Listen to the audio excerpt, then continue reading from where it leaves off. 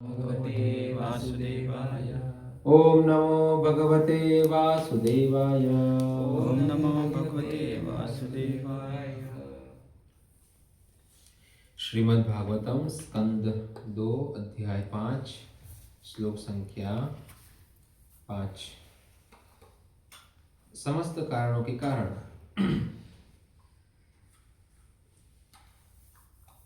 आत्मन आत्मन आत्मन आत्मनि आत्मनि भावयसे भावयसे तानि तानि न न पराभावयन् पराभावयन् स्वयं स्वयं आत्मशक्तिम् आत्मशक्तिम् अवष्टभ्य अवष्टभ्य ऊर्णनाभिः ऊर्णनाभिः इव इव अक्लमः अक्लमः आत्मन् भावयसेतानि आत्मन् भावयसे तानि न पराभावयन् स्वयं न पराभावयन् स्वयम् आत्मशक्तिमवष्टभ्य आत्मशक्तिमष्टभ्य ऊर्णनाभिवक्लमः ऊर्णनाभिवक्लमः आत्मन् भावयसेतानि आत्मन् भावयसे तानि न पराभावयन् स्वयं न पराभावयन् स्वयम् आत्मशक्तिमवष्टभ्य आत्मशक्तिमवष्टभ्य ऊर्णनाभिरिवाक्लमः ऊर्णनाभिरिवाक्लमः आत्मन् भावयसेतानि आत्मन् भावयसे तानि न पराभावयन् स्वयं न पराभावयन् स्वयम् आत्मशक्तिमवष्टभ्य आत्मशक्तिमवष्टभ्य ऊर्णनाभिरिवाक्लमः ऊर्णनाभिरिवाक्लमः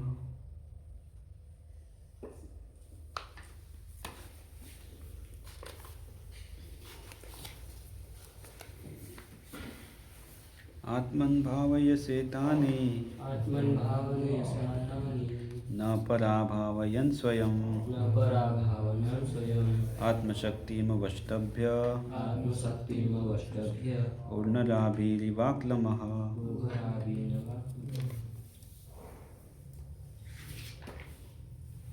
आत्मन् भावयसान्ति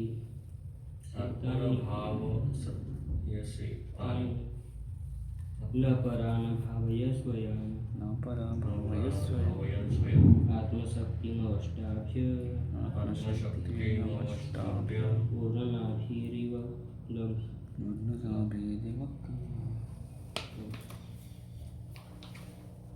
आत्मन् भावयसे तानि आत्मन् भावयसे तानि न पराभावयन् स्वयं न पराभावय स्वयम् आत्मशक्तिमवष्टभ्य आत्मशक्तिमवष्टभ्य ऊर्णनाभिरिवाक्लमः ऊर्णनाभिरिवाक्लमः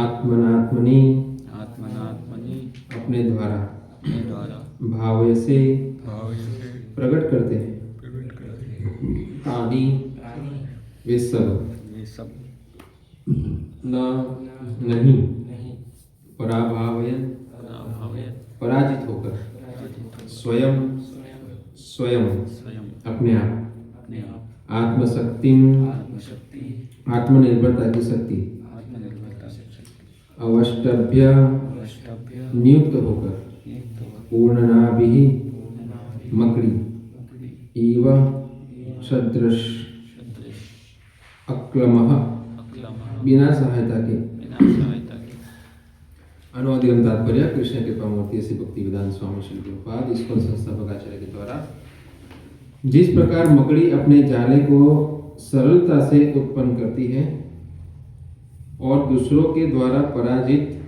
हुए बिना अपनी सृजनशीलता प्रकट करती है,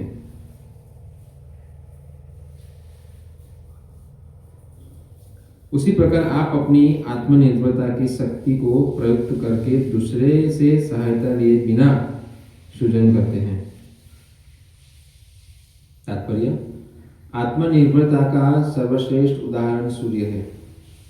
सूर्य को प्रकाशित होने के लिए किसी दूसरे स्रोत की आवश्यकता नहीं पड़ती।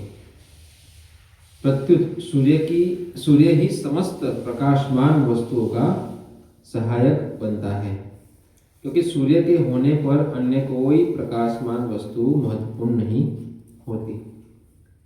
श्री नारद मुनि ने ब्रह्मा की स्थिति की तुलना उस मकड़ी की आत्मनिर्भरता से की है, जो अन्य किसी से सहायता लिए बिना अपनी लार के शक्तिशाली सृजन से अपना जाल बनाती है। ओम ज्ञानतिमिरान्धस्य ज्ञानाञ्जनशलाकया चक्षुरुन्मीलितं येन तस्मै श्रीगुरवे नमः। श्रीचैतन्यमनोभीष्टं स्थापितं येन भूतले स्वयं रूपं कदा मह्यं ददाति सपदान्तिकम्। वन्देऽहं श्रीगुरौ श्रीयुतकमलं श्रीगुरोन् वैष्णवांश्च श्रीरूपं सागरजातं सगुरुनाथं तं सजीवं साद्वैतं सावधूतं परिजनसहितं कृष्णचैतन्यदेवं श्रीराधाकृष्णपादान् सगणललिता श्रीविशाखान्वितांश्च श्रीकृष्ण चैतन्य प्रभु नित्यानंद श्री अद्वैत गदाधर श्रीवासादि गौर भक्तवृंद। हरे कृष्ण कृष्ण कृष्ण हरे हरे, हरे राम राम राम हरे हरे।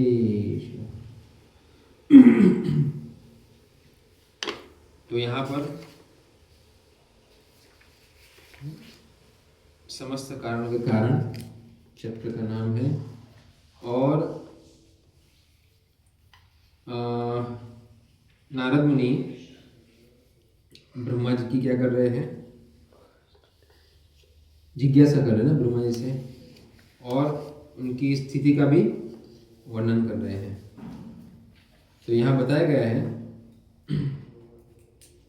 जिस प्रकार मकड़ी अपने जाले को सरलता से उत्पन्न करती है, एक उदाहरण देकर, और दूसरों के द्वारा पराजित हुए बिना अपनी सृजनशीलता प्रकट करती है, उसी प्रकार आप अपनी आत्मनिर्भरता की शक्ति को प्रयुक्त करके दूसरे से सहायता लिए बिना सृजन करते हैं।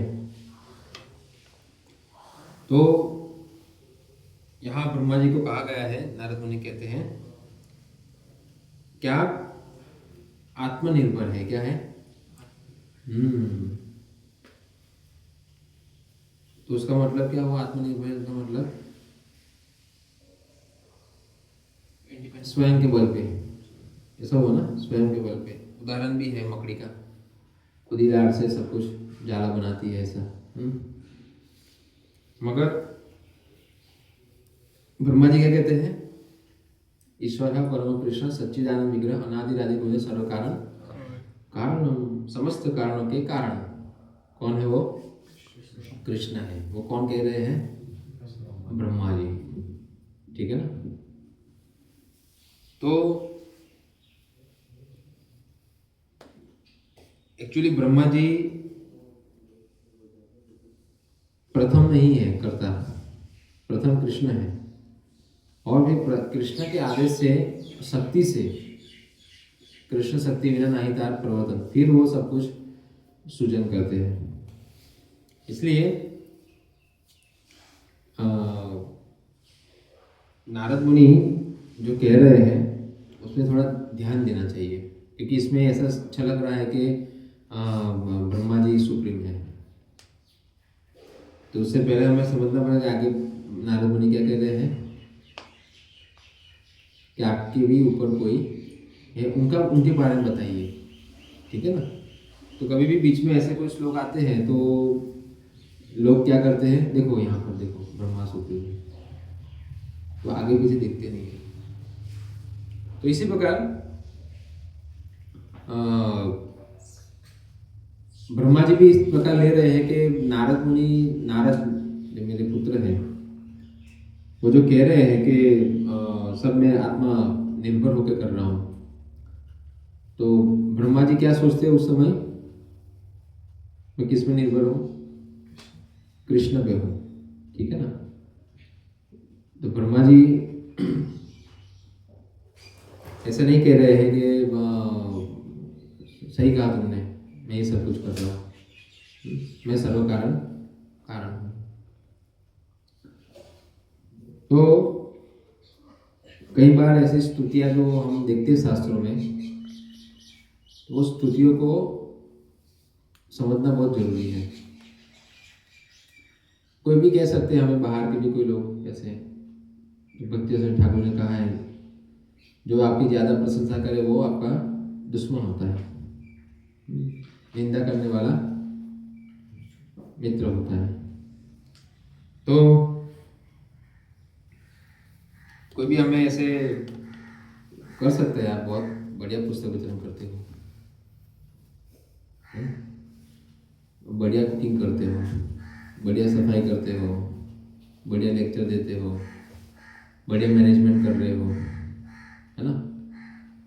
तो उस समय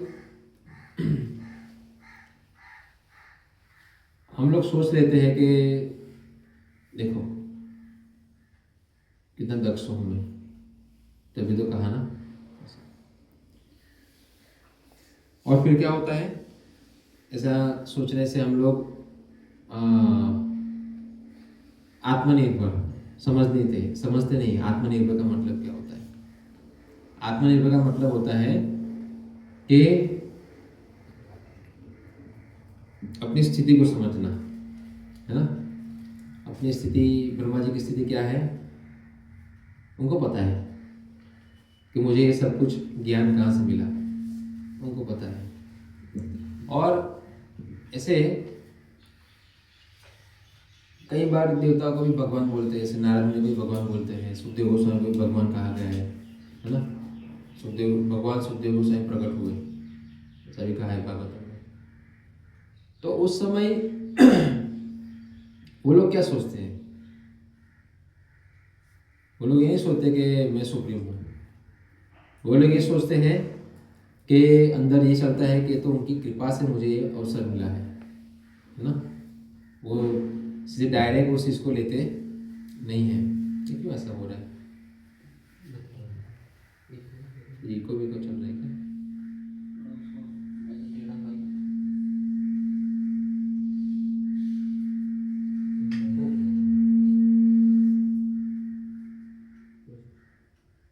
हरे कृष्ण।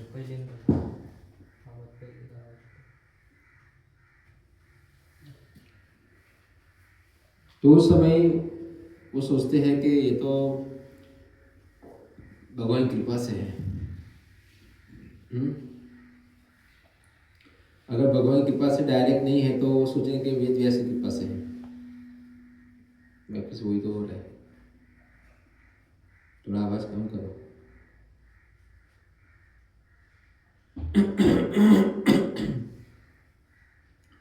तो ये सर्व कारण कारण, समस्त कारणों के कारण, ये हमेशा माइंड में होना चाहिए। नहीं तो क्या होगा कि हम लोग खुद की प्रशंसा करने लगेंगे। जो भी व्यक्ति प्रशंसा करने वाले होते हैं, एक तो ये होता है कि चलो ठीक है, एक एटिकेट्स होते हैं, एक होता है कि जानता नहीं है वो, है ना। एक तो कोई जानते हैं, हमें सीधे लोग नहीं हमें कहते महाराज, गुरु महाराज ऐसा भी बोलते हैं, स्वामी जी ऐसा बोलते हैं। तो जनरली हम लोग जो सोचते हैं स्वामी का मतलब होता है अपने गुरु महाराज होते हैं, सन्यासी, उनको बोलते हैं ना। तो कई बार लोग टोकते नहीं है तो ये बोलते रहते हैं। अच्छी बात नहीं, हमको अपनी स्थिति बताना चाहिए कि भाई प्रभु जी बोलो, क्या बोलो, प्रभु जी बोल सकते हैं, है ना। डायरेक्ट इतने बड़ी शब्द यूज़ करना चाहिए नहीं, क्योंकि हमारे ऊपर भी कोई है जिनको ये शब्द लगते हैं, है ना। तो ये माइंड में हमेशा जरूरी है कि समस्त कारणों के कारण कौन है। वरना क्या होगा कि हम लोग सभी उपाधियों से विनिर्मुक्त नहीं हो पाएंगे, ठीक है ना। लोग हमें बहुत कुछ बना देंगे। जैसे यहाँ की डिग्री होती है ना, IAS, IPS, IITN, फिर क्या होता है वो MSW से। तो ऐसे हमें भी अंधाधुंध लोग डिग्रियाँ दे देते हैं कृष्ण भावनात्मक में। उससे बचना चाहिए। तो आत्मनिर्भरता क्या है? आत्मनिर्भर का मतलब होता है कि हम लोग आत्मा की आत्मा पे निर्भर है। किस पे? आत्मा की आत्मा पे निर्भर है। आत्मा की आत्मा है भगवान, ठीक है। और भगवान से जो कनेक्शन करा रहा है उस पर भी हम लोग निर्भर हैं, भूलते नहीं। ये भूलने की चीज़ ही नहीं है। ब्राह्मण कभी भूलते नहीं है। कौन भूल जाते हैं? कृपण। कृपण लोग भूल जाते हैं। वो क्रेडिट लेना ही चाहते हैं। तो फिर वो एक समय ऐसा आता है कि जब हम लोग इससे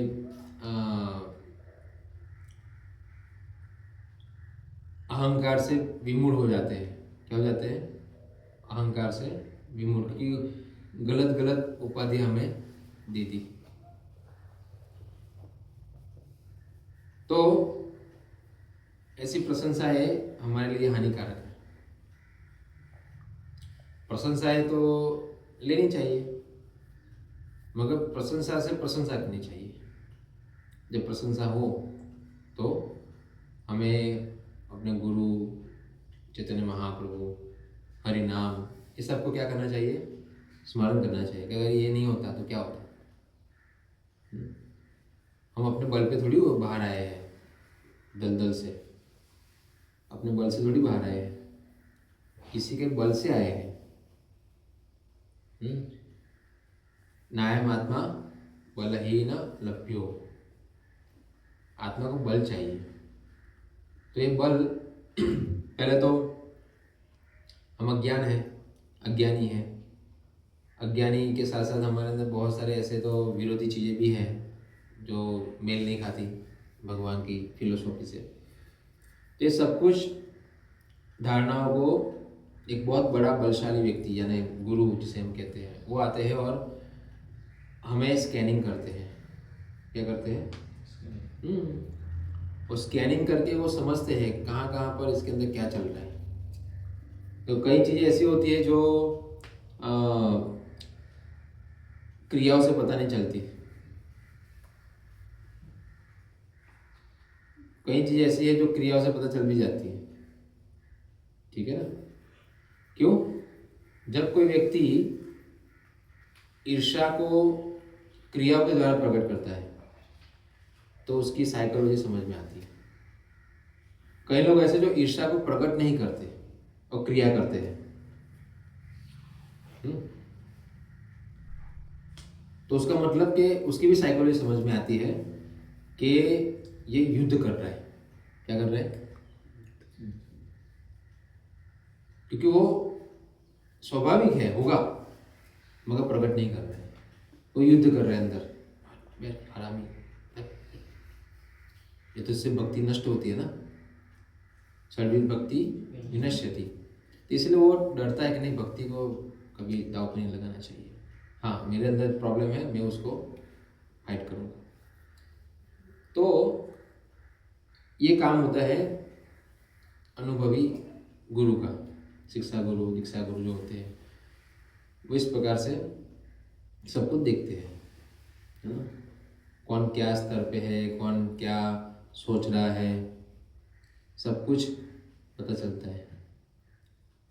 तो सबसे बेस्ट क्या है? ईर्ष्या को क्रियाओं में दिखाना कि नहीं दिखाना?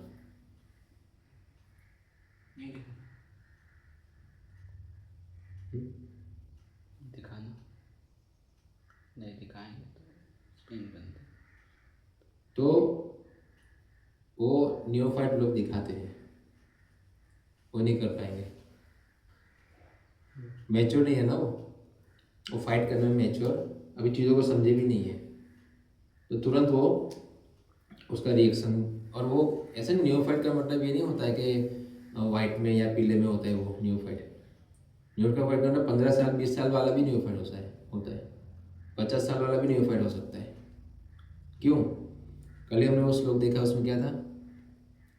अत्याहार प्रयासश्च प्रजल्प नियमाग्रह। नियम आग्रह, नियम पालन कर रहा है, नियम ही पालन करते जा रहे हैं 50 साल तक। प्लेन चलते ही जा रहे हैं, उड़ ही नहीं रहे। आप समझे? प्लेन का स्वभाव है उड़ना, मगर वो चलते ही जा रहे हैं, तो फिर प्लेन कैसे? हाँ, एक समय पर फिर उसको क्या करना पड़ता है? फ्लाइंग करना पड़ता है। तो ये नियम आग्रह जो है ये उठाता नहीं अपने को, बैठा के रखता है, इसलिए न्यूफाइट होते हैं वो। उसने अभ्यास नहीं किया अपने आप को उठाने का। उठाने का मतलब ये सब अनर्थों से उठाने का अपने आप को। भक्ति में है, लगा है, सेवाएं कर रहा है, सब कुछ कर रहे हैं, 16 माला भी कर रहे हैं, मगर इसका उद्देश्य क्या है?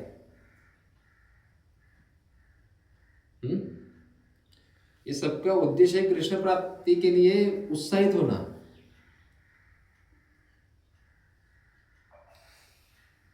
सिर्फ ऐसा नहीं है कि हम लोग यहाँ पर बस भौतिक संसार में अच्छे सिर्फ रहने के लिए कर रहे हैं, ये गलत उद्देश्य है। शांति के लिए, आनंद के लिए कर रहे हैं, वो गलत है। इससे द्वारा हमें उठना है।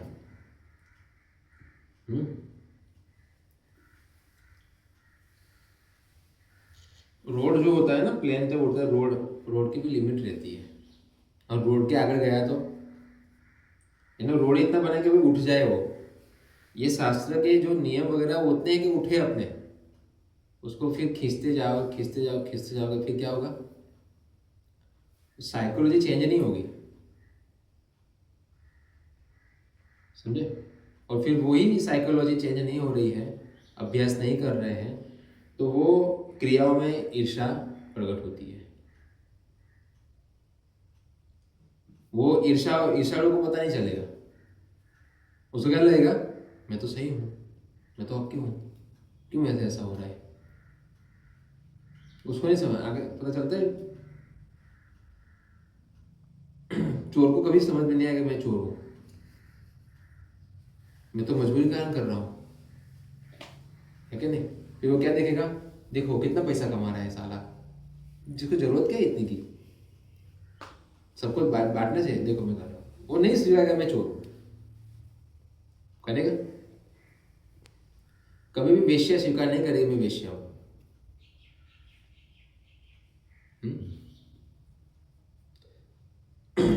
तो इसी प्रकार ईर्ष्यालु कभी स्वीकार नहीं करेगा कि मैं ईर्ष्यालु हूँ। क्यों स्वीकार नहीं करता? क्योंकि वो अहंकार से आवृत है। ये अहंकार नहीं स्वीकार करने देगा। विमूढ़ात्मा कर्ता हम इति मन्यते, वो नहीं स्वीकार करने देगा कि भाई मेरे में फॉल्ट है, मेरे में ये है, वो है। करते जाए।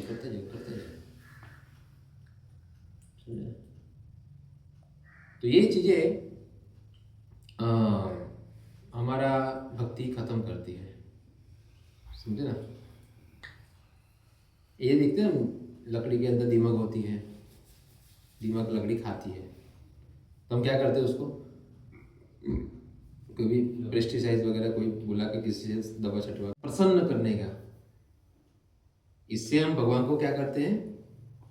प्रसन्न। ये नहीं है 16 माला मुझे करनी है, 16 माला क्यों करनी है अभी वो ज्यादा ध्यान में नहीं है, ठीक है ना?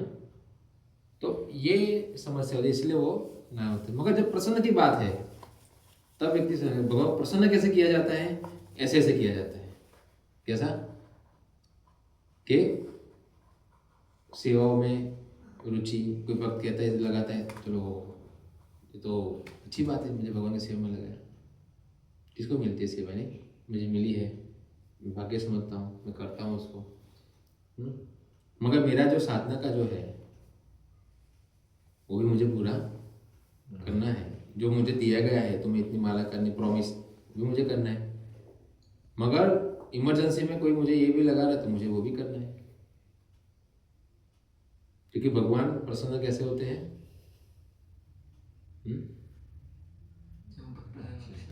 हाँ, उनके भक्त प्रसन्न होते हैं सेवा से।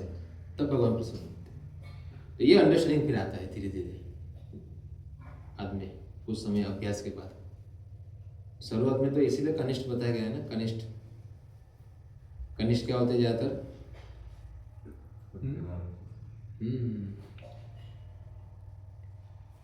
तो वो कनिष्ठ लेवल से फिर मध्यम, मध्यम में अंडरस्टैंडिंग आती है, कनिष्ठ में नहीं आती। कनिष्ठ और निंदाई भी करता रहेगा, ऐसा है देखो मैं माला कर रहा था फिर आ गई ऐसा। तो मध्यम में क्या होता है? सहिष्णुता। प्रेशर होगा सेवा का, बोलेगा नहीं, बहुत सारी चीजें उसको बैलेंस करनी पड़ती है, वो कुछ रिएक्ट करेगा, वो सही सहन कर कर अपना आगे का काम करता जाएगा। ठीक है, तो क्यों उसके अंदर उत्साह, निश्चयात, धैर्यात, ये चीजें उसके अंदर है। उत्साह भी है, निश्चय मुझे करना ही है ये, ठीक है, धैर्य भी है। बहुत सारे चैलेंजेस आएगी, धीरज तत्र नाम हुई आती।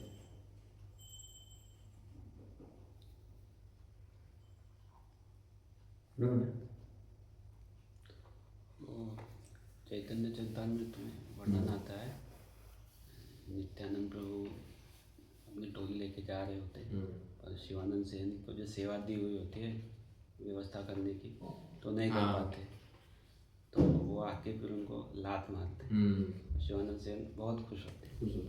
और हम आजकल देखते हैं कि 21st सेंचुरी की जो डिवोटीज है हम लोग, तो छोटी छोटी बातों पे हर्ट हो जाते हैं। तो हम कैसे सीखे? आचार्य सिखा रहे हैं, हम पढ़ते हैं। वो सीखना एक ही होता है कि हर एक चीज धीरे धीरे होती है, ठीक है ना।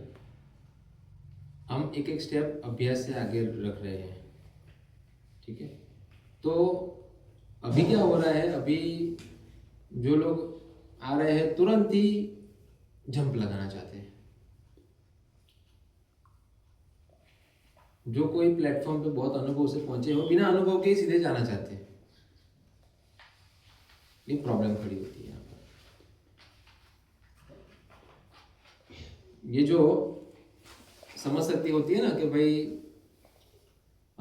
सीनियर जूनियर हम पढ़ के आते हैं ना, ये तो उसमें क्या होता है, सीनियर का मतलब मुझसे पहले, मुझसे ज़्यादा अनुभव, ठीक है। तो हम क्या करते हैं, सर करते हैं कि नहीं? सेम ऐसा ही यहाँ पर होता है। अपने से ज़्यादा अनुभवी भक्त हैं, ठीक है ना, और उनके साथ हम हैं, तो बिना अनुभव के, जैसे वो एक उदाहरण क्या था, वो बकरी वाला, वो डॉक्टर कंपाउंडर, डॉक्टर के वहाँ कंपाउंडर काम करता था, जानवर का डॉक्टर था वो। तो कोई भी कोई जानवर को लेके आएगा तो उसको वो चेक करता था, थोड़ा कुछ ऐसा हथौड़ा वैसे कुछ मार कर, ऐसा छोटी सी रहती है ना, तो उसको अच्छा फीस मिलती थी। तो कंपाउंडर सुना कि चला हथौड़ा मारने से इतना पैसा कमा सकते हैं, तो मैं यहाँ क्या कर रहा हूँ, चलो मैं नया अपना क्लिनिक खोलता हूँ। फिर वहाँ कोई बकरी लेके आया, उसको मारा, हथौड़ा मर गई। तो क्योंकि उसको उसने क्या देखा, सिर्फ हथौड़ा मार रहा है, उसे एक्सपीरियंस नहीं देखा। ऐसा करने से वो मैं डॉक्टर बन जाऊंगा, तो फंस गया पूरी तरीके से। तो ऐसा हम भी होते हैं, हम नहीं समझते हैं अनुभव वगैरह, और एकदम से हम लोग जंप लगाना चाहते हैं, ठीक है ना। तो इसलिए फिर हमारा ये हाल होता है, फंस जाते हैं। मगर जिसको पता है, अनुभवी है, ठीक है ना, अनुभवी व्यक्ति चल रहा है, उसको कुछ बोल रहे हैं, तो व्यक्ति क्या करता है, एक्सेप्ट करता है। कई बार होता है, देखो भाई गाड़ी धीरे चलाना, ध्यान से चलाना, तो क्या होता है अंदर से, हमारे पहले एक भक्त था यहाँ पर, वो गाड़ी में गया, वो गिरा दिया, वो सोचो, उसको बोला था ध्यान से, इसको आती नहीं है, मैं गया। यानी कोई कुछ बोल रहा है तो उसके मतलब उसके पीछे अनुभव होते हैं। और हम क्या सोचते हैं, मुझे आता नहीं है क्या? आया मैं कितनी डिग्री क्या मैं पढ़ के आया हूँ? मुझे बोलो क्या मैं बंद दिमाग हूँ? स्कॉलर हूँ? मगर यहाँ पर वो भौतिक स्कॉलरशिप चलती नहीं है, स्पिरिचुअल प्लेटफॉर्म है। वो अनुभव भौतिक के आध्यात्मिक के बहुत अलग है। भौतिक अनुभव के अंदर आध्यात्मिक अनुभव नहीं होते।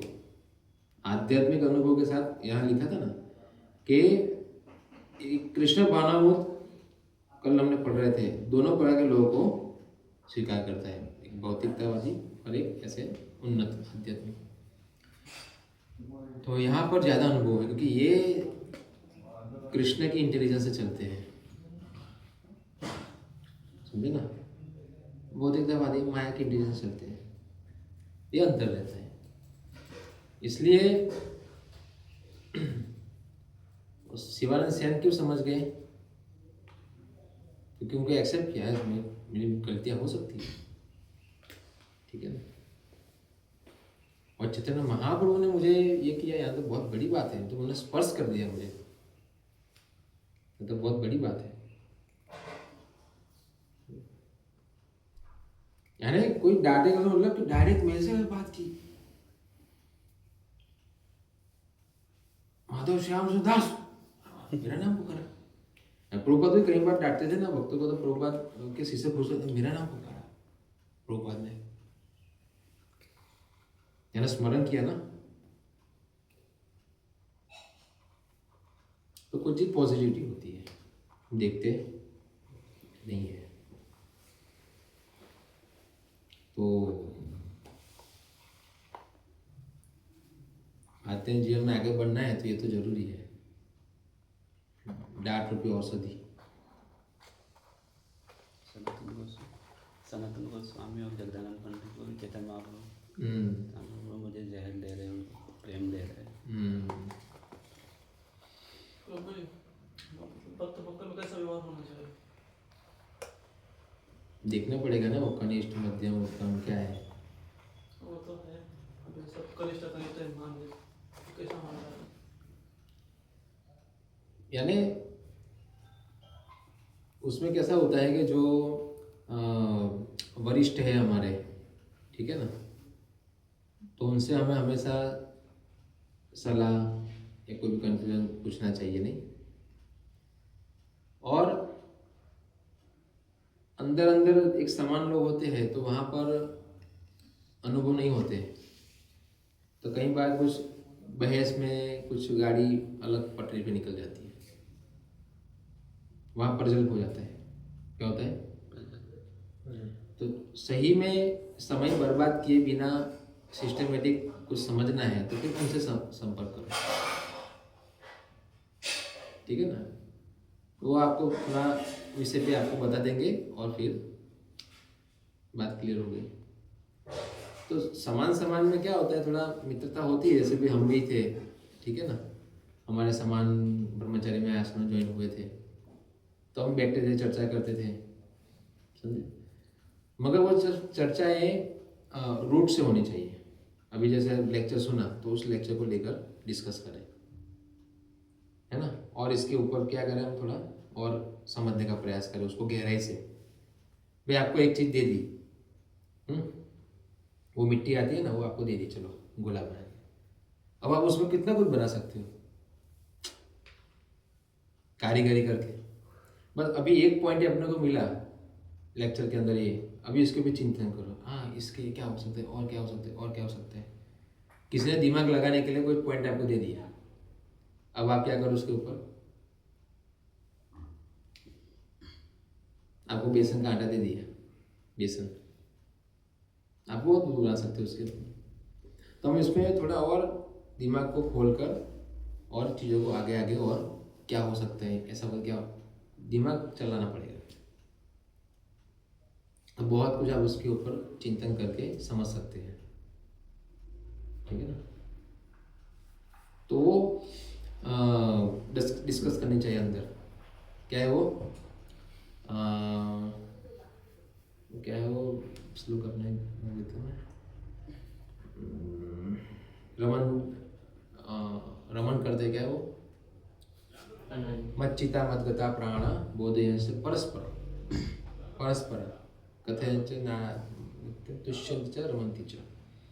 तो सन्यासी मिलते हैं तो एक रस उत्पन्न होता है वहाँ पर उनके एक्सपीरियंस के अनुसार। मध्यम मिलेंगे तो वैसे होता है नहीं, जैसे हम लोग अभी हमारे समय में साथ में रहते थे, अभी सब अलग अलग सेंटर के कुछ इंचार्ज तो मिलते हैं तो एक संबंध कैसा होता है, मित्र का होता है ना, ऐसे जब साथ में थे एक समान थे परस्पर। तो इस प्रकार अभी आप लोग सभी यहाँ जुड़े हैं तो अभी भविष्य में क्या होगा इस प्रकार थोड़ी रहने वाले भविष्य में। भविष्य में तो भी लोग कहाँ और कहाँ पर होंगे, कहाँ कोई प्रेसिडेंट होंगे, कहाँ का क्या बन जाएंगे। तो वो चीज़ें सोचकर डील करने की हमेशा। हम लोग अभी मिले हैं, क्या पता भविष्य में हम लोग कहाँ होंगे और मृत्यु के बाद भी हम लोग कहाँ चले जाएंगे। तो वो जो पल रहते हैं ना जो अंदर के, वो हम संभाल के क्या करते हैं, बिताते हैं। जैसे कि किसी का कोई रिलेटिव अमेरिका रहता है, अभी आया है 5 दिन के लिए, तो कैसे रहेंगे 5 दिन के साथ? 5 दिन कैसे रहेंगे? एकदम पूरा जुड़ के रहेंगे, है ना। जितनी हो सके चर्चा करेंगे, मिलेंगे, बातचीत करेंगे, नहीं क्योंकि 5 दिन के बाद जाने वाले। तो हमारे साथ जो अंदर जो हम डील कर रहे हैं ना, वो इसी प्रकार होनी चाहिए कि कभी भी हम लोग कहाँ होंगे, आज यहाँ पर है, कब मिलना होगा, है कि नहीं। तो उससे क्या होता है, प्रीति लक्षण, प्रीति बढ़ती है।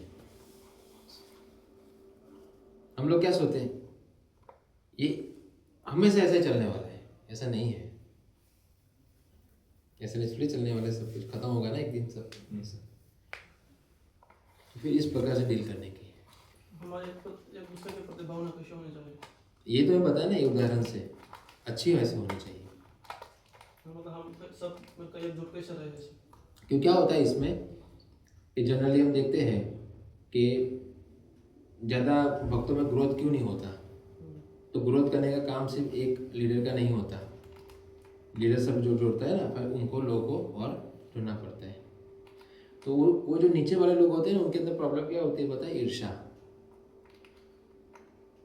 ठीक है, मैं दीक्षित हूँ, अभी कोई और दीक्षित बन गया तो मेरी वैल्यू डाउन हो जाएगी। क्या माताओं में हमारे यहाँ थोड़ा चलता है ना ऐसा, किसी के द्वारा फोन कर, रोज ने डायरेक्ट फोन नहीं किया, उसका मतलब दीक्षा वाली से फोन करवाया ना, दीक्षा वाले से फोन कराया, ऑलरेडी उसकी सीनियर, तो क्या रोज ने डायरेक्ट फोन नहीं किया, उसका मतलब अंडर में रहना नहीं है। तो कई बार ऐसा होता है, इसकी वजह से लोग है ना प्रीच नहीं करते, लाते नहीं, मेरे से आगे निकल जाएंगे, मेरी वैल्यू चली जाएगी, तो ग्रोथ नहीं होता, ये ईर्ष्या की वजह से। तो अपने को इस प्रकार रखना है, लोग आते हैं, समझाओ उनको, समय दो, है ना, बातचीत करो, प्योरिफिकेशन होगा हमारा बोलकर।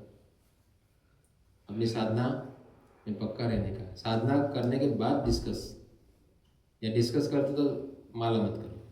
तो मुझे लेकिन इसमें एक शिष्टाचार भी है ना, शिष्टाचार जैसे कि हम सब कुछ बड़े वरिष्ठ हम जैसे मान सकते हैं, हम बाद में आए हैं ऐसा, तो कुछ जैसे कुछ गेस्ट वगैरह आते हैं तो फिर किसका क्या करता है, मतलब कोई भी लटक जाए उसके साथ बोलने के लिए, या कोई ऐसा कुछ होना चाहिए ऐसा, इसमें शिष्टाचार का पालन करना चाहिए ऐसा। तो पहले क्या होता है कि जो वरिष्ठ यानी कोई है लीडर, है ना, तो उनके बाद होते हैं टेम्पल कमांडर, ठीक है, उनका कर्तव्य रहता है सब कुछ उनके बाद संभालना, उनकी गैर हाजिरी में सब कुछ संभालना ऐसा, और उनका दायित्व रहता है। मगर अगर वो नहीं है या आराम करे तो हमारा दायित्व रहता है उनके नीचे कि चलो हम जाके उनसे बात करें। तो मतलब हमें अनुमति से बात करनी चाहिए डायरेक्ट, जैसे हम यहाँ नहीं, पर सिचुएशन को भी देखना चाहिए ना। अभी आप वो सो रहे, चलो मान लो टेम्पल कन्वर्सेशन, प्रभु जी कोई आया, मैं बात करूँ, ये अनुमति थोड़ी लेनी पड़ी। उन्होंने बताया मतलब तो उसको आपने डिस्टर्ब कर दिया, सो रहा था वो सिचुएशन को देखनी पड़ेगी कि भाई कोई आया है तो हम उनसे बात करें, प्रभु जी थोड़ा रेस्ट कर रहे हैं, कुछ काम है तो बताइए, मैं उनको बता दूंगा, आपका फ़ोन नंबर वगैरह नाम वगैरह दे दीजिए। क्या करेगा वो, अंदर जो भक्ति है उसको खा जाएगा, इससे भक्ति नष्ट हो जाती है। हाँ 50 साल तक होगा वो, भक्ति नहीं है, मगर भक्ति नहीं, खा गए वो तो वो अनर्थ खा गए। हाँ वो आपको दिखेगा हमारा क्या है वो फर्नीचर एकदम दिखेगा आपको बढ़िया सा, अंदर कुछ है ही नहीं, समझे। एक ऐसा आपने मारा ना, तुरंत गिर जाएगा। कोई कुछ बोला उसका मतलब गिर गया, समझे। ओह क्या बोल दिया, क्योंकि अंदर वो समझ सकती नहीं रही, फर्नीचर के अंदर ताकत ही नहीं है, क्योंकि सब खा गई दिमाग, अब है ही नहीं अंदर, ऊपर का प्लाई बचा है बस एक ढांचा बचा हुआ रहता है, तिलक, सेफ्रॉन, फिर कंठी, सब कुछ रहता है, मगर अंदर कोई माल नहीं है। बिना मावा का समोसा ऐसा। तो ये बहुत ही समझने वाली बात है कि भक्ति को बचाना, और भक्ति को बचाने के लिए हमें क्या करना पड़ता है, एटिकेट्स, भक्तों को सम्मान देना, समझे, सेवा को भी सम्मान देना, प्रभुपाद जी को भी सम्मान देना, वो सब हमारा कर्तव्य में आता है। तो जितना हो सके हम लोग जो सिस्टम बनाए इस सिस्टम के अनुसार चले। अगर नहीं चल रहे तो उसका मतलब, अभी जैसे हम देखते हैं समय हो रहा है अपना आरती का, और समय के बाद हम लोग करते हैं अपने मन से, अपने समय पर। ये क्या हुआ, प्रभुपाद का समय क्रॉस करके अपना समय। और जब कोई अथॉरिटी बोलती है तो हम लोग हमें ऐसा बोलते हैं, तो अथॉरिटी मूंगी हो जाए, अथॉरिटी अंधी हो जाए, अथॉरिटी बेहरी हो जाए, ठीक है ना। जैसे निराकारवाद कैसे होते हैं, हाथ पैर कान आंखें सब फोड़ देते ना भगवान का, वैसे है कि कुछ बोले यानी भाई नाराजगी। नाराजगी का मतलब ये है कि हमें अंदर से कुछ वो ऐसी भावनाएं हैं, तो ये हमारे लिए खतरनाक है। वो हमें नहीं पता चलेगा, मगर जो है, जो बहुत ही एक्सपीरियंस लिए हुए व्यक्ति होते हैं, जो फाइट कर रहे हैं, उसको पता चलेगा क्यों फट। मेरे को भी हो रहा है मगर मैं कभी प्रकट नहीं किया, इन्होंने प्रकट कर दिया। देखो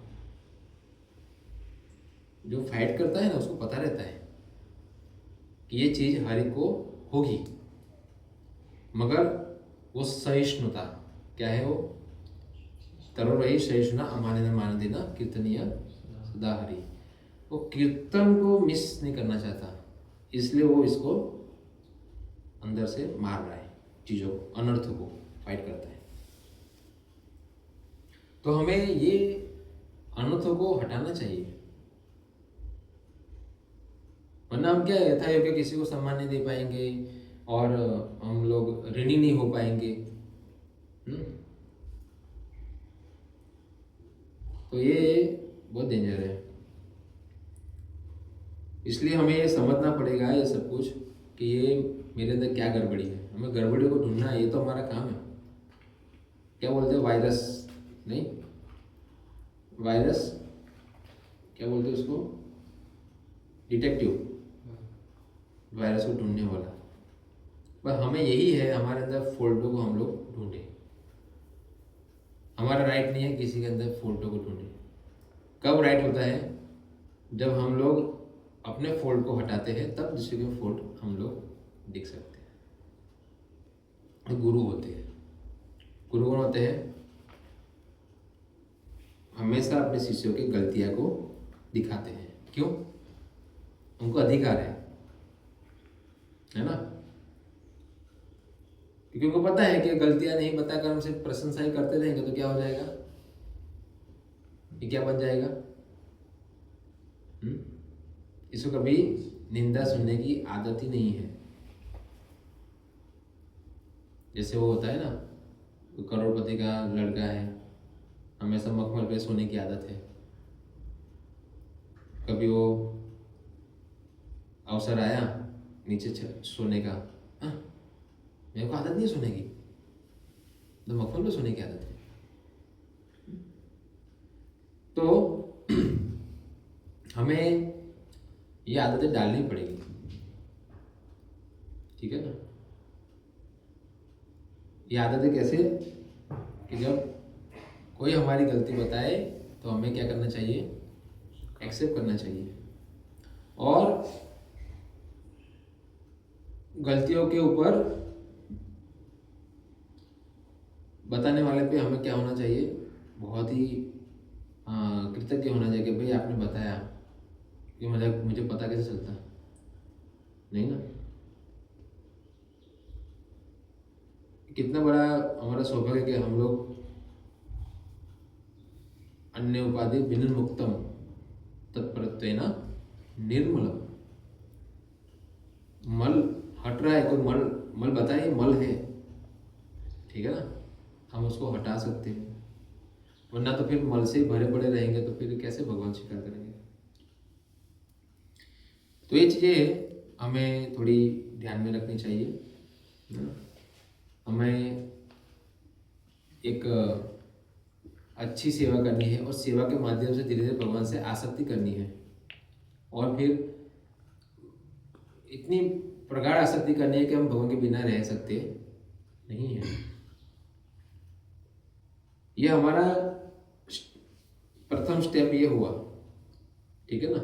कि हम आए और मुझे संसार दुखालय है, ये सब कुछ हो गया, चलो ठीक है, ओके। अभी हमें सुखी कैसे रहना है, तो हम इस प्रकार सुखी रह सकते हैं ये नियमों से, ठीक है? तो नियम में आ गए, फिर उन नियमों से उठेंगे नहीं तो दिक्कत होगी,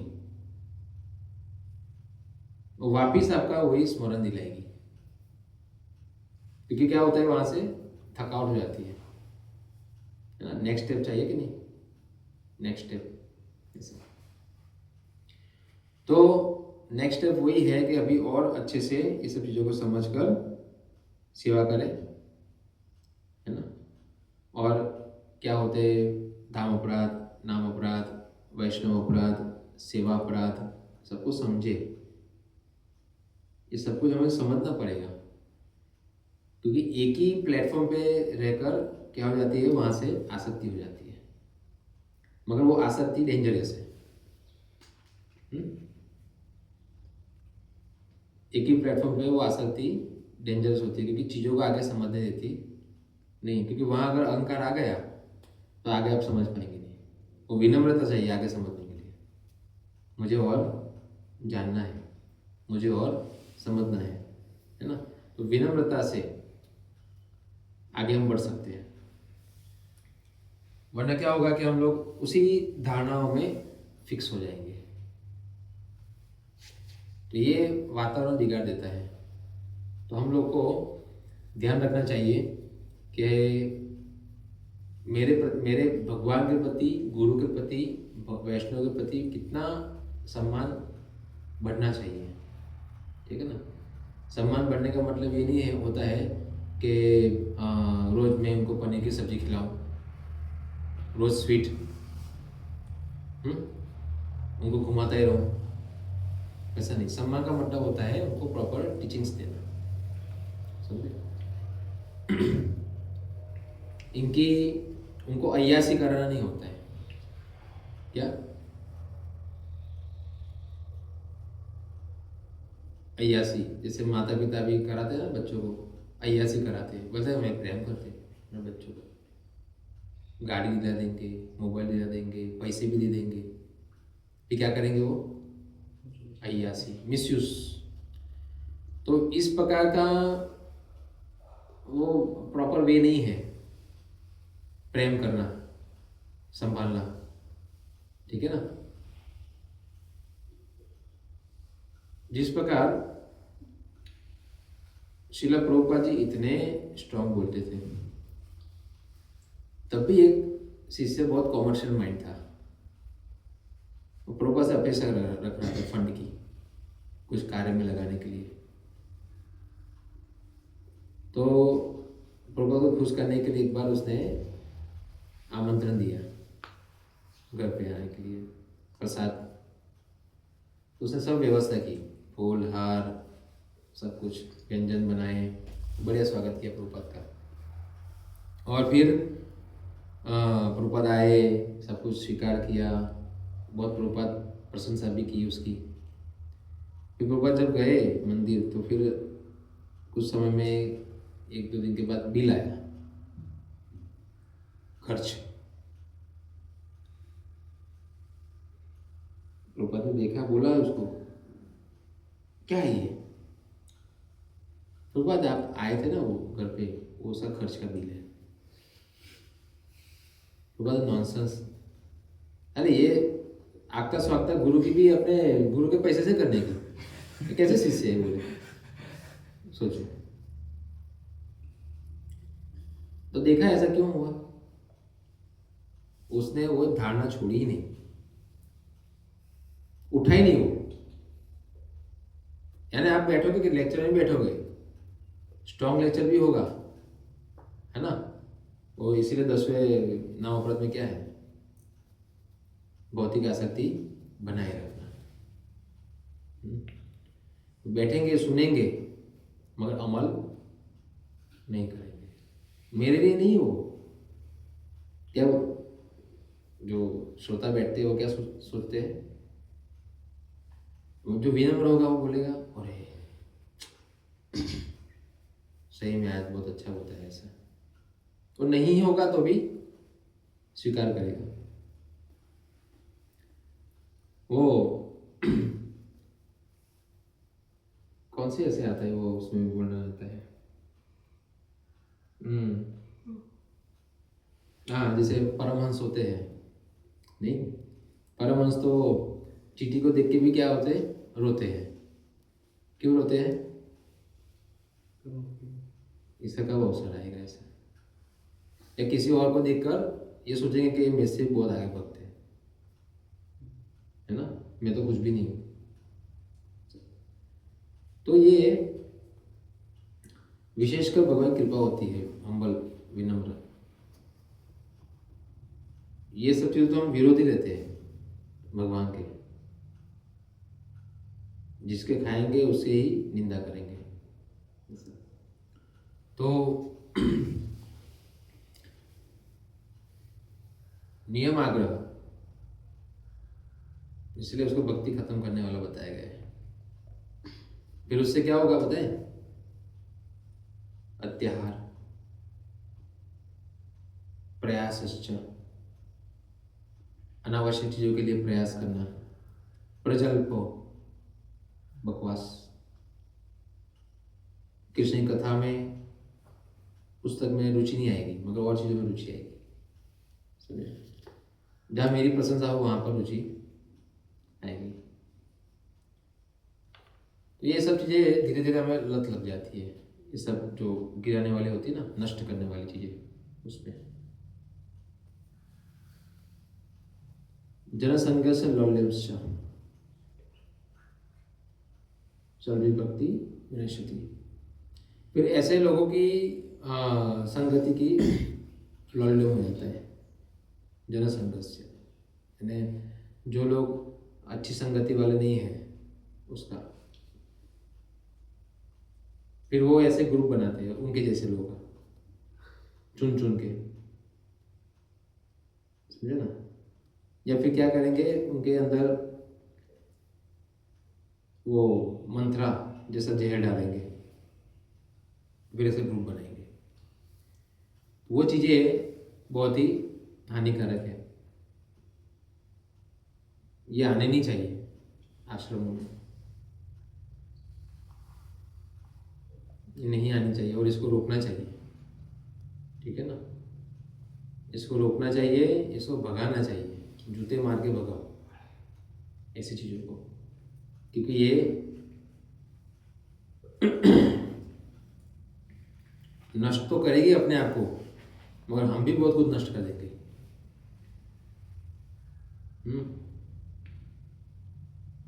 हमारी भी भक्ति नष्ट करेंगे, लोगों की भी भक्ति नष्ट करेंगे। तो ये बहुत डेंजर है, तो अपने को इसमें सावधान रहना चाहिए। ऐसी मानसिकता को तुरंत त्याग देना चाहिए। देह त्याग से पहले बहुत कुछ त्याग करना पड़ता है। कुछ सूक्ष्म चीजें भी त्याग करनी पड़ेगी और कुछ स्थूल चीजें भी। स्थूल तो हम तुरंत त्याग कर देते हैं, नहीं, घर छोड़ दिया, नौकरी छोड़ दी, माता पिता, फ्रेंड, सब कुछ छोड़ दिया। हाँ, ये नहीं छोड़ा, क्योंकि इससे प्रेम जाता है ना। ये तो हर समय हमारे साथ आता है। शरीर तो नहीं आता हर समय, ये शरीर थोड़ी हर समय आता है, मगर मन, बुद्धि, अहंकार तो वही वो आता है अपने साथ हर जन्म में। तो ज़्यादा अटैचमेंट किससे होता है? उससे होता है। वो मानसिकता को त्याग नहीं पाते।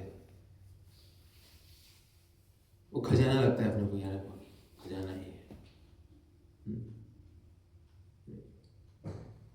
ये खजाना नहीं है।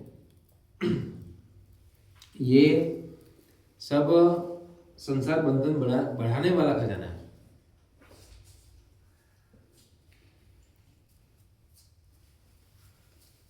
जैसे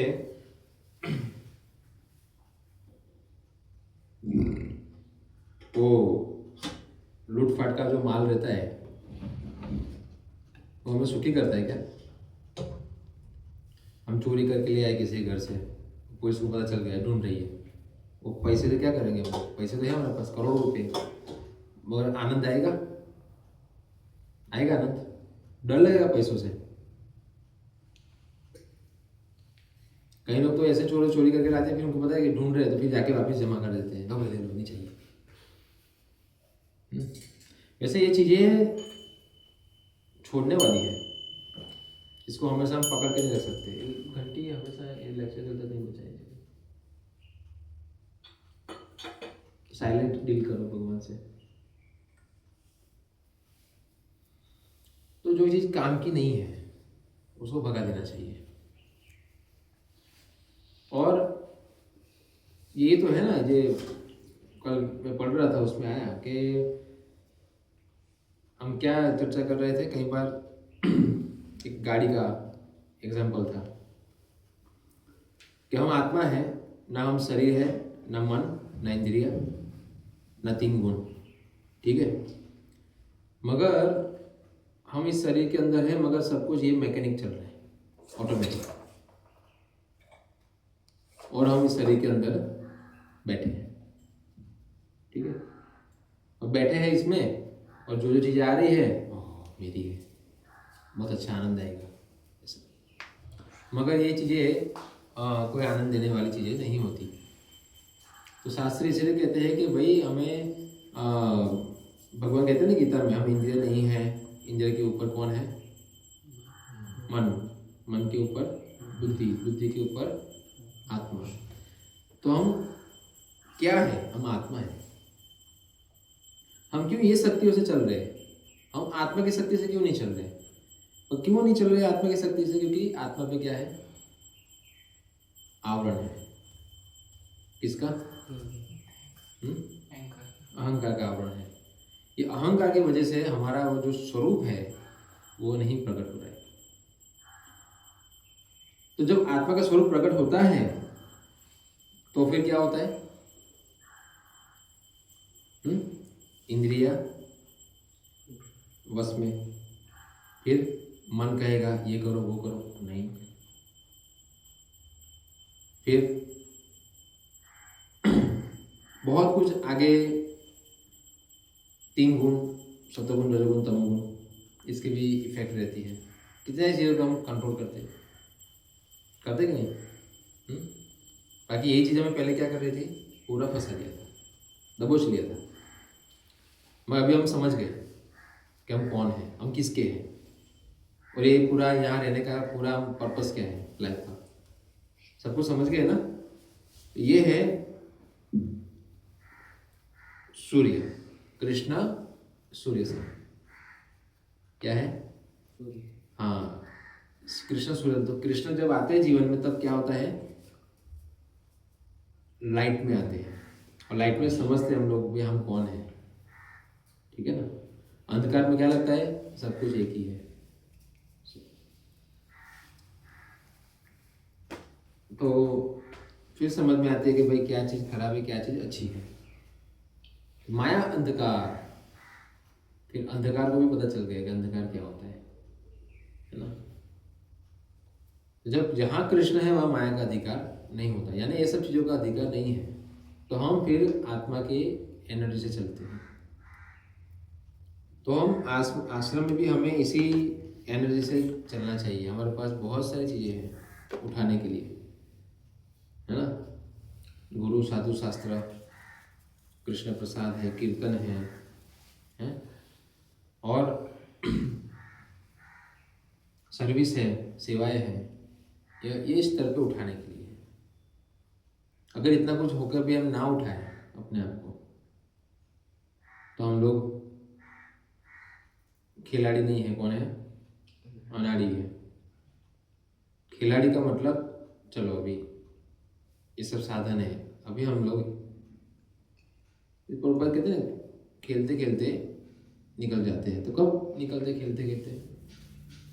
लोगों के लिए बहुत कठिन है, और भक्तों के लिए बहुत आसान होता है, क्योंकि वो खिलाड़ी है, समझ गए हैं ये संसार से कैसे निकल सकते हैं, तो इस पे फिर काम करते हैं, है ना? तो काम, क्रोध, मोह, लोभ, मद, मत्सर, ये सब चीज़ों को फिर क्या करते हैं? फाइट कर करके सही जगह लगाते हैं। वो ले जाएंगे ऐसे उठाकर, 6 प्रकार की पाइप होती है, उसको उठा के ले जाएंगे। हमें उस पाइप को उठा के वापिस यहाँ लगाना है भगवान की सेवा में। तब हम लोग प्रगति के रास्ते पे होंगे, और फिर अपने आप करेंगे वॉलंटरली। जो चीज ऑथोरिटी कह रही है उससे पहले ही हम लोग क्यों नहीं समझ जाते हैं ये सब चीजों को, है कि नहीं? क्योंकि हम लोग उस समय नहीं समझ रहे हैं, क्योंकि हम सब कुछ नहीं समझ पाएंगे। इसीलिए तो कोई होता है इंचार्ज, कोई लीडर होता है जो लोगों को समझाए इस प्रकार माइंड जा रहा है तो उसको खींचे और इस जगह लगाए, सही जगह पर लगाए। इसके लिए होते हैं। वो स्कैनिंग करते हैं, देखते हैं, सब अनुभव करते हैं और हमें सलाह देते हैं। और हम नहीं सलाह स्वीकार करेंगे तो फिर जो आगे भविष्य में होगा वो हमें स्वीकार करना पड़ेगा। तो ऐसी पीड़ित अवस्था में हमें आश्रम में रहना चाहिए। आश्रम में रहने के लिए एकदम क्या चाहिए? स्फूर्ति, उत्साह, निश्चयात, धैर्यात, तत्त कर्म प्रवर्तनात्, संग त्यागो सतोवृत्ति, सर्वभक्ति प्रसिद्धति। ये बढ़ाने के लिए है। तो जो बढ़ाने के लिए है भक्ति में आगे, उस चीज को लेना चाहिए, है ना? क्या है? 6 दोषों को हटाओ, 6 गुणों को बसाओ। ठीक है? बसाने वाली जो चीजें है हमें खरीदी भी आती नहीं है। आती है खरीदी करना? कई लोग खरीदी करना नहीं आता तो किसी को लेके जाते हैं, भाई चलो मेरे साथ, है?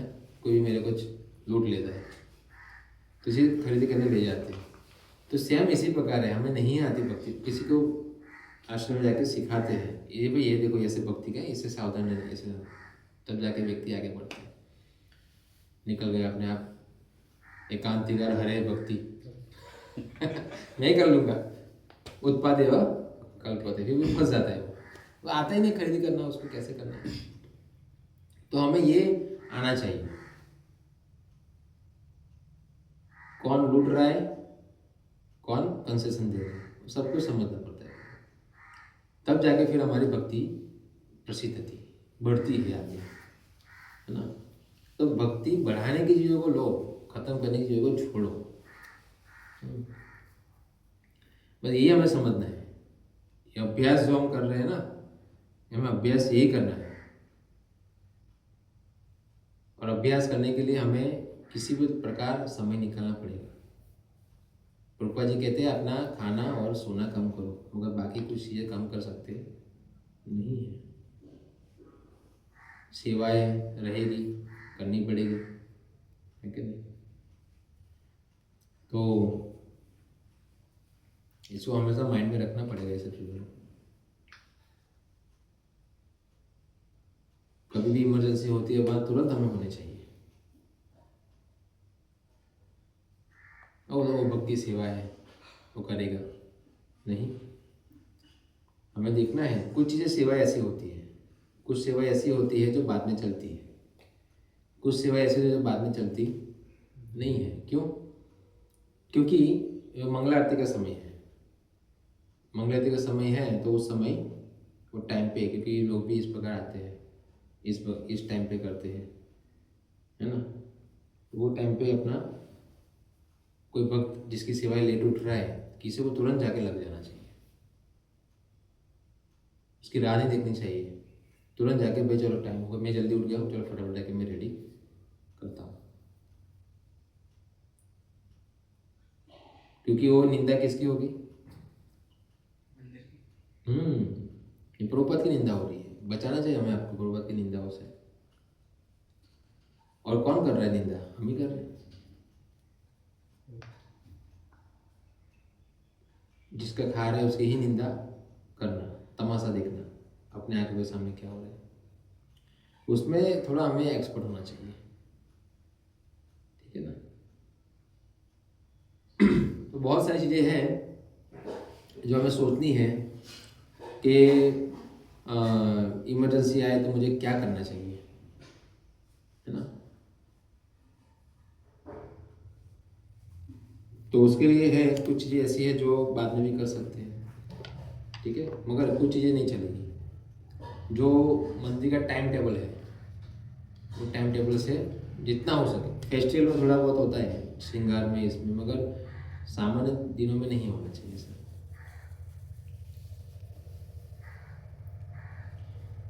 तो फिर वो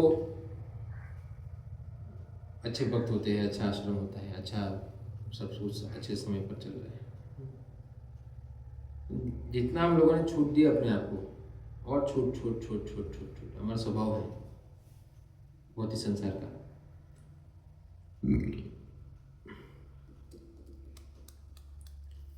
इसलिए हमें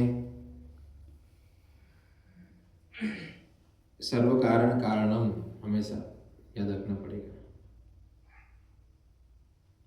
मैं स्वतंत्र नहीं हूँ, मुझे किसी के विश्वास से रखा है, उस विश्वास को मुझे निभाना है। ये हमेशा माइंड में होना चाहिए, हमेशा ऋणी होना चाहिए। कोई भी सेवा मिलती है तो ये नहीं समझना चाहिए कि मेरी योग्यता है ना, ये तो दे दी है, समझे। एक अनपढ़ व्यक्ति को दे दी है, हमेशा वो चिंतित रहना चाहिए, कैसे करूँगा मैं उसको, कैसे करूँगा मैं उसको। ओह, मुझे सेवा दी है, उसका भी चिंता होना चाहिए, मुझे सेवा दी है, मैं कैसे करूँ उसको अच्छे से। कई बार तो ये भी स्मरण में नहीं होता ना कि मुझे सेवा दी है सर, क्या सेवा। अच्छा खासा यहाँ पर बैठा था, बोले कि अभी ये करो वो करो, है कि नहीं। तो क्योंकि हमारे दिमाग में वो व्यक्ति के प्रति क्या है? ईर्ष्या। क्या है?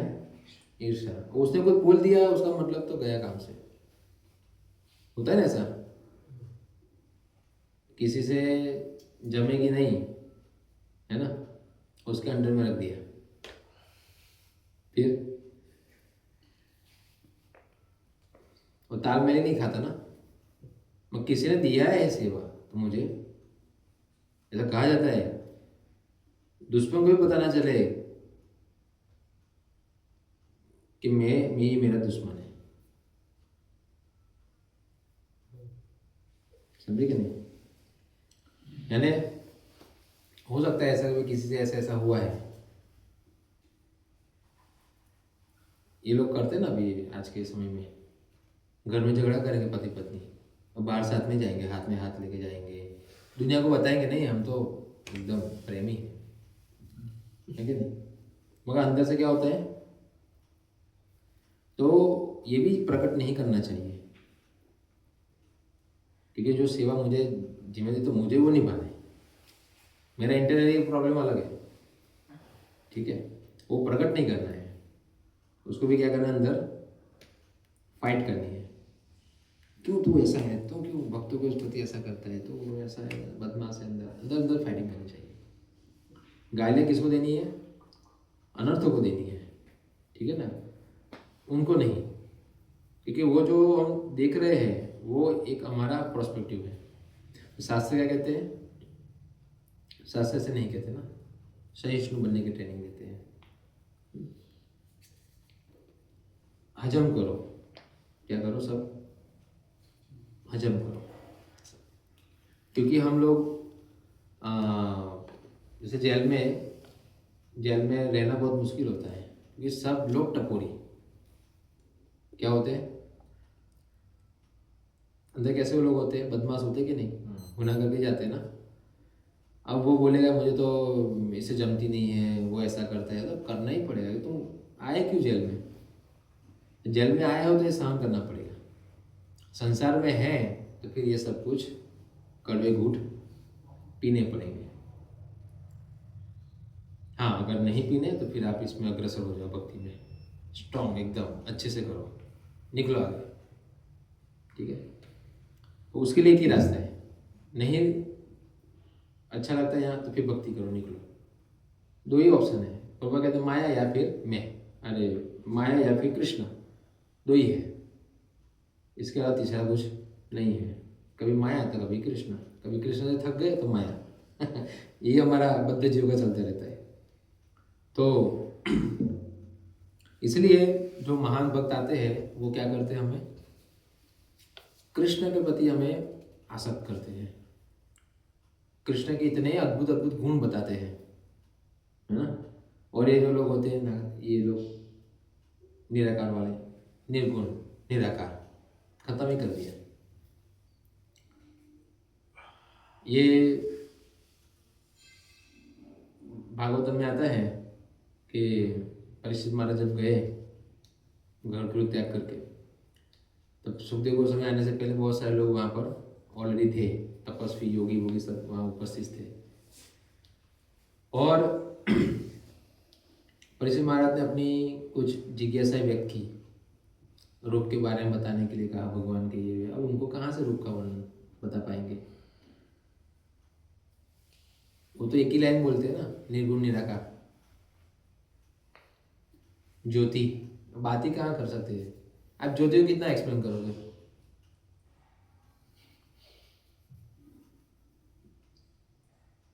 निर्गुण निराकार, कोई बात खत्म। या फिर क्या बोलते हैं, अव्यक्त, बोल ही नहीं सकते, वैसे वैसे वाक्य से मुंह बंद ही कर दिया उन्होंने, कौन बोलेगा। तब फिर सुखदेव गोस्वामी आए, सुखदेव गोस्वामी ने आकर ये सब कुछ बताया, क्योंकि वहां के लोग इतने कैपेबल नहीं थे। तो श्रीला प्रभुपाद की विशेष कृपा है कि इतना कुछ कृष्ण के बारे में बताया, है ना। हम लोग इतना कुछ बताया कि हम लोग को ज्यादा सुनकर भी कई बार ईर्ष्या हो जाती है